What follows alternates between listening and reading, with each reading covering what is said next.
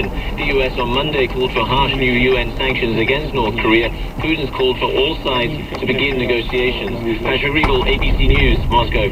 A deadly Labor Day weekend in Lexington claims the lives of a man and a 16-year-old. Police were called to East 6th Street Saturday night where they found 16-year-old Floyd Dunn, the third shot. He was taken to a hospital but later died of his injuries. Anita Franklin lost her son to gun violence and tells WKYT she's sick of it. We're going to win this. You know, people are talking because we're tired of it. And so, am I afraid to say that? Absolutely not. I had to bury a son, and there's no fear in that. Another man, 28-year-old Jerome Wadsworth, was found in a ditch Sunday morning and died shortly after. So far, no arrests have been made. An Indiana museum dedicated to Depression-era gangster John Dillinger is closed. The exhibits in Crowns Point's historic courthouse were suddenly closed last week. Erica Dahl, a spokeswoman for the South Shore Convention and Visitors Association, declined to say where the collection is now headed. Your next news update comes up at 8:30. I'm at Huckleberry, News Radio 840 WHAS, Kentuckiana's breaking news, weather, and traffic station. Your shot at a trip to our iHeartRadio Music Festival now.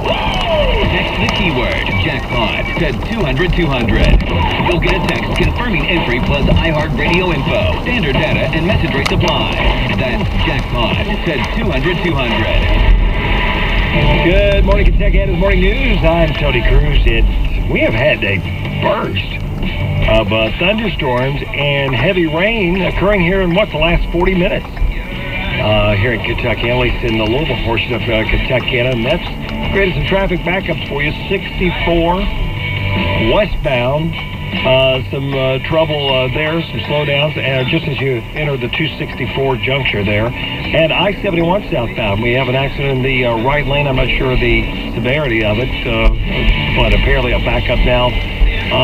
Starting right at the overpass, the Barbara Meade overpass, I guess you could call it for lack of a better term for me, back beyond the Gene Snyder Freeway. In fact, Gene Snyder is really backed up almost all the way, is it quite to Crestwood? Almost back to Crestwood now.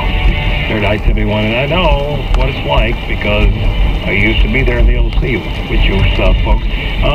Some problems 265 as well, so all of this heavy rain downpour has caused some of the backups that we're seeing right now. We'll keep you updated with Bobby coming up here in just a few minutes, about 3 minutes away here on Kentuckiana's Morning News. Now, we're getting some more word on what's going on with Irma. Florida is already under a state of emergency in response to the hurricane. The state's price gouging hotline is now open. Yeah, so because that's already starting. Yeah, it needs to be. Attorney General Pam Bondi there activated the hotline last night. State law there prohibits extreme increases in the price of essential commodities such as food, water, hotels, ice, gasoline, lumber, and equipment needed as a direct result of an officially declared emergency. Now, we saw last week in West Texas, or just prior to West Texas, a number of people or a number of stores or something were doing some of that gouging.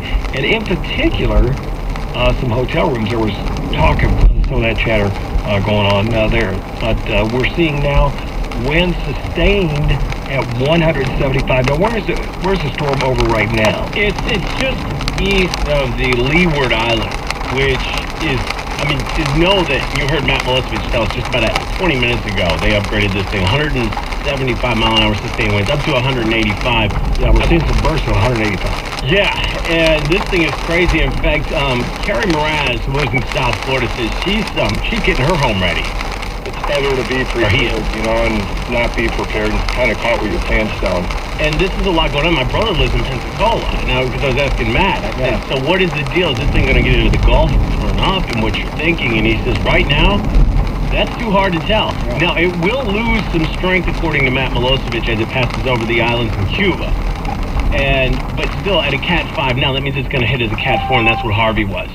So the question is, there are a lot of folks, to your point, that go down to the Panhandle region. Right. You and Paul Rogers go down there, the Tampa-St. Pete area, and is this thing going to curve around and hit there? And so, when you're talking 175 mile an hour straight sustained wind, and I said to Matt, that's just going to obliterate everything. He goes, everything.